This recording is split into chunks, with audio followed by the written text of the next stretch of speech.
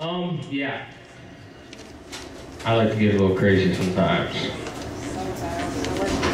Hey, what happens at work stays at work. Yeah, okay. I was going to say crazy art, but more like... Crazy? I was crazy once. No, save that for later. Some of you have heard this, some of you haven't. This is called Whispering Silences. This is not a poem.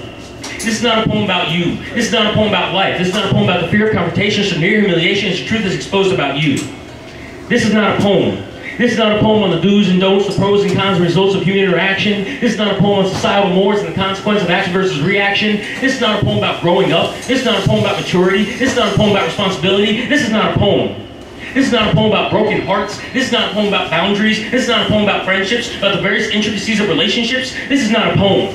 This is not a poem about teen angst. This is not a poem about adult conversations. This is not a poem about the drama, the gossip that some of you choose, yes, I said choose, to keep as an everyday part of your life. This is not a poem. This is an awakening. Whispering silence is strengthening the bowels of your inner sanctum, and drums beating the heartbeat of a new wave from an old age. These ancestral notions stir within you, chain reactions ensue, and soon vast possibilities are open wide, free for the running like a child in a field of daisies. But can you see it before you? Are your eyes open? Can you see the sun beating down upon you? Beating down to lift you up to boundless skies, and there on high, moving faster than the speed of light. I'm wide awake. Are you wide awake? Because I'm not getting tired at all. Living for today, yet trying for forever. A screaming, undeniable fever surges up from desperate youthful souls.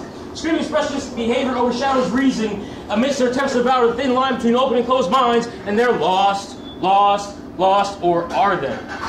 Never truly content to be a bastard generation, their true intents and purposes stand revealed as they reach back to decades past, mix those cherished essences with the culture of today, hoping to see at least one single blossom in the garden of tomorrow, and it's back. New and used, I've again found my emancipation, my fascination, eventual anticipation of something that is more than just mental masturbation.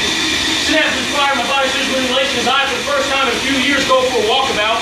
Tears begin to form my eyes as I realize this reawakening's been within me all along, dividing its time. And I remember a thought that I've shared with so many but myself. All will be in the fullness of time.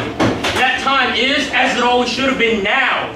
The muses dance the music of infinity and sing the praise of existence. This renaissance is again upon me. Energy surges and flows through my troubled mind, and I am no longer confined by the sands of time.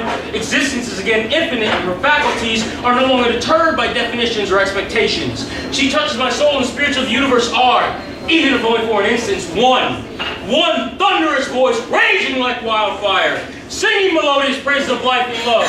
For we are nature unleashed. We are not to be feared or adored, but to be joined. Raise your glass and drink your fill, for we are those who suck the marrow out of life and savor the taste.